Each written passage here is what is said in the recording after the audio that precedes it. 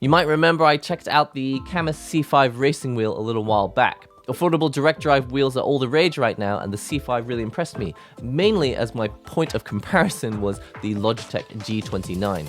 But although it has impressive force feedback and this interesting all-in-one construction where the motor is actually inside the wheelbase, there's one thing holding it back from really making it a winner, and that's compatibility. It doesn't work on PS5 or any console for that matter. That's why I called up Brook and asked them if they'd send me this, the Raslution 2. If you can't figure out what it is from the name, I don't really blame you. In fact, there's absolutely no way you'd know what this was unless you were looking for it specifically. It's an adapter made for making these sim wheels that don't work on console. Sounds too good to be true? Well, yes and no. Before we go any further, I want to point out that neither Cammus nor Brook actually asked me to make this video. I just thought, well, I've got this direct drive wheel and that's a bit of a shame that I can't use it on my PS5. So I actually asked Brook to send this to me specifically so I could try it. I guess it's not really a review. I just wanted to find out two main things. Does it make this non-console wheel work on PS5 for playing GT7? And actually there's one more game that I wanted to test out as well. Let's talk about what it is first. Basically, it's an adapter that allows you to mix and match sim racing wheels that aren't supposed to work on console to work on console, or to work from one console to a different console. Maybe if you've got a PlayStation stick that you want to run on an Xbox or vice versa. Personally, I want to try out two things, and I mentioned one of them was running this on GT7 on PS5, which is obviously a console-only game.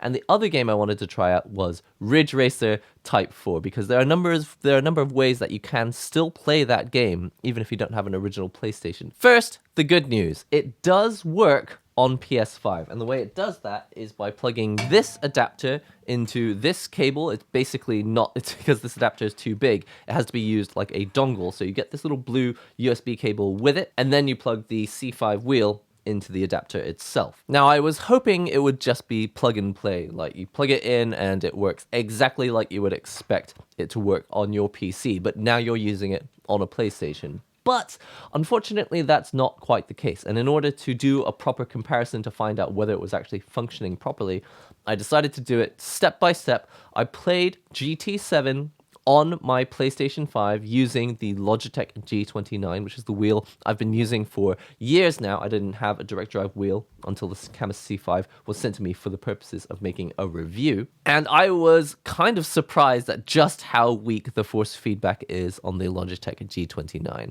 I remembered it being quite impressive, and for, the few years that I was using it, I was like, wow, I've got a wheel on a stand and I feel like I'm driving a car, and I have PlayStation VR 2 as well. It was a really immersive experience. But after I got the Cammus C5 and I was testing it for drifting and also just general racing in games like Assetto Corsa on PC, I was like, I don't think I want to play on the G29 anymore. I was like, it's going to be difficult to go back to it. And so actually since then, I haven't really gone back to my G29. I just haven't really been playing GT7. But to test out this product, I plugged in the G29, remembered just how weak the force feedback was, and then after that, tried out the Cammus C5 using this adapter. And it will show up as a PlayStation 5 or PlayStation 4 wheel. That's like the mode that it's in. There's another mode you can run it in, controller mode, and in that case, it's not being recognized as a wheel by the game. The game thinks just a normal controller is plugged in, and it will do some weird kind of emulation to use the wheel's movements to emulate basically analog stick movements in the game. You have to update the firmware to make sure it's the most recent firmware, but you don't have to use it in controller emulation mode. It runs as a PlayStation 5 wheel. However, it didn't feel quite right. On the plus side, it does have force feedback, and it is significantly stronger than the Logitech G29. That's just purely physically. The motors in here are capable of giving you way more force feedback than on the G29. But it was a little bit suspect, and to describe how it felt, the Logitech G29, when you're pushing the wheel like this, on the G29, not the C5, it feels like it's just kind of tapping the wheel. So you turn left and it's kind of like tapping you a little bit to the right. It's like, go back, go back. There's too much friction and the car doesn't want to go in that direction, so go back. And it basically suggests to you that the direction that you're trying to turn, there's friction and it wants you to go back. On the C5, normally when I'm playing on Assetto Corsa, you're turning and it actually feels a lot closer to being in a real car. I drive a real car. I don't drive a race car, but I do drive around in real life. I know what a real car is supposed to feel like, and I know that as you turn, you're supposed to feel more and more friction until you've really pushed your car to the limit, and then you actually feel the car, you actually feel through the wheel that the car's about to give way. Like there's too much friction, and if we go any further, the car's just going to slide. You're going to understeer or you're going to oversteer. I can never remember which one's which. Anyway, that's how it's supposed to feel, and I tested again after GT7. I went back to my PC and I was like, okay, in Assetto Corsa, what is it supposed to feel like? And it felt exactly like that. But in GT7, using the Brook Raslution adapter, even though it feels stronger in terms of force feedback than the G29, it just felt wrong. If you're turning a little bit, you feel like force of 1, and then you turn a little too far, you feel force of 2, 3, 4, 5, 6, 7, 8, 9, 10, and then as you realize like the car has not got enough friction, the wheel will shake and then it will just give way because you've obviously run out of friction to actually turn your car. That's not what happens with the Raslution adapter. What happens with this is when I'm using my PC wheel on my PS5 to play GT7, it'll be completely loose when I'm driving straight forward, and then I turn and it's basically 4. It's like you've got force feedback of 4 or 5, and then no matter how far I turn the wheel, it's all just a force feedback of 4. It's just like go back to the middle, and then you go back to the middle, and it feels like one of those wheels that's not actually got like a motor built into it. It actually feels like one of those wheels where it just centers itself as long as it's not in the middle. You know, when you're on those really cheap wheels, there are wheels, they don't actually know how much force feedback they're supposed to send you. They just go, okay, if you're not going straight, it will just automatically center itself to the middle. And so every time you turn at all, you feel a little bit of friction, but that's not accurate. That's not how much friction you're supposed to be feeling. And that sort of information is quite critical to knowing how much further you can push your car. It's just like, I'm going to push it a little further because I know that I'm not going to spin out of control, because you can feel how much force feedback is coming from the wheel. That does not happen when you're using this adapter. So we're in this awkward position where, yes, this adapter does make the wheel work on PS5 and GT7. It's accurate, as far as I can tell. It's accurate enough that I'm turning left and I'm turning right, and it's turning the right amount, and it feels like there's a lot more force feedback compared to the G29. So if I had to choose between my actual PlayStation wheel and this wheel for the PC with an adapter, I would probably choose this because there's just more force and it feels a little bit closer to being in a car, but it's not accurate.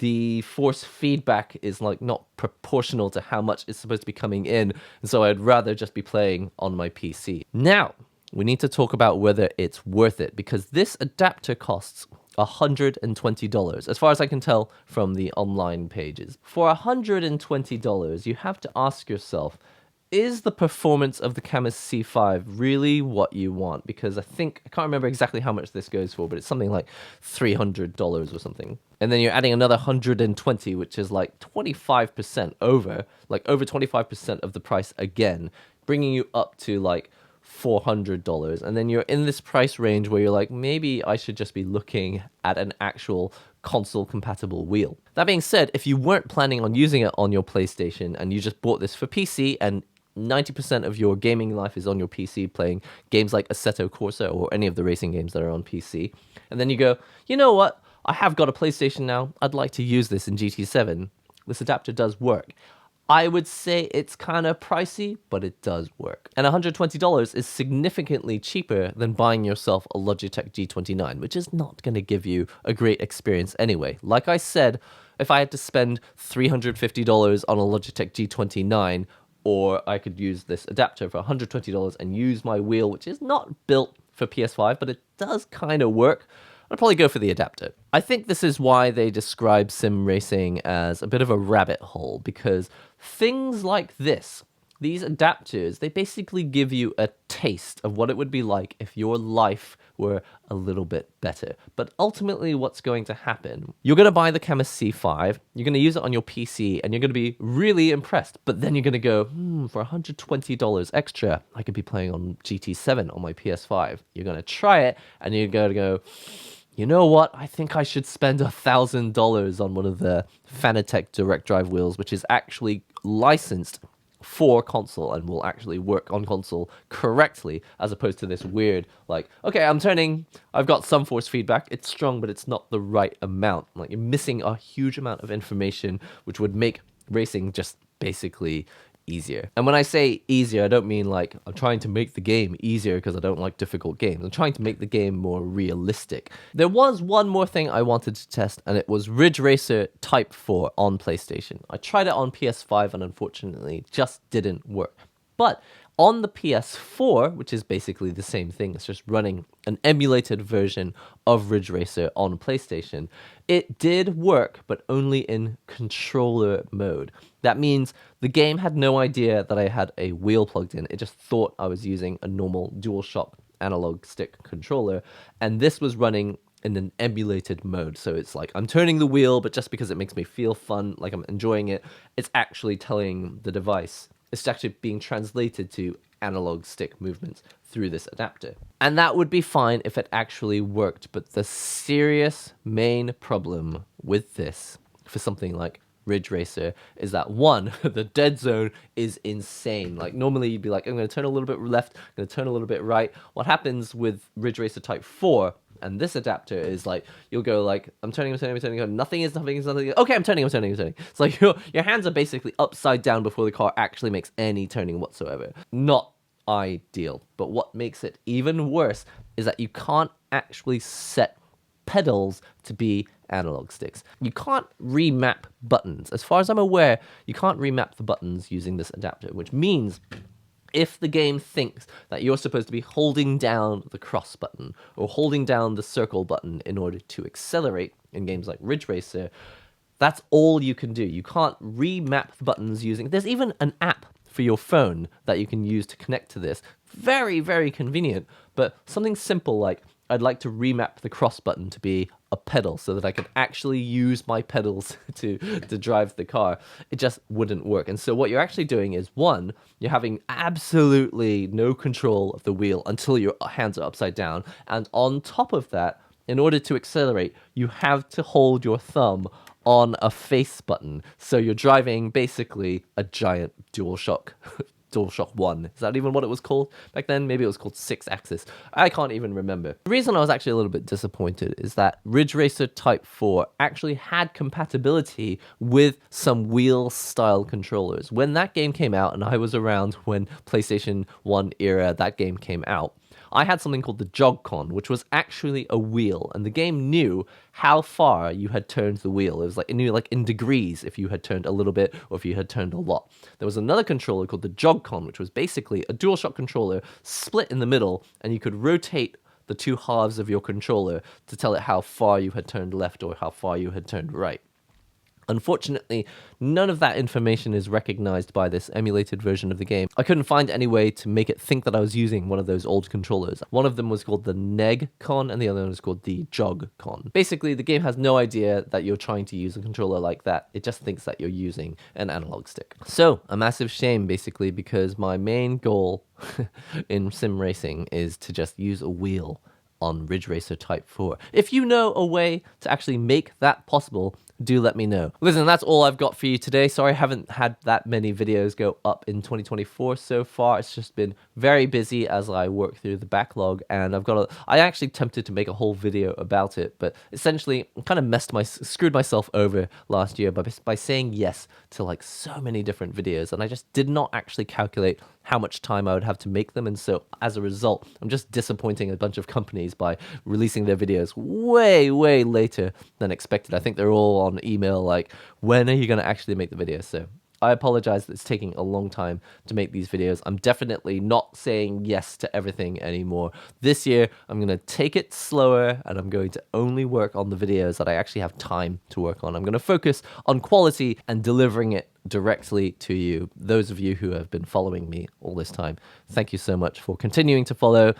If you're new, subscribe if you haven't done so already. Check out this video if you're interested in sim racing wheels and sim racing in general. I love peripherals, controllers, anything that allows me to get more enjoyment out of my game through some kind of interface. That's all for today. I'll see you real soon.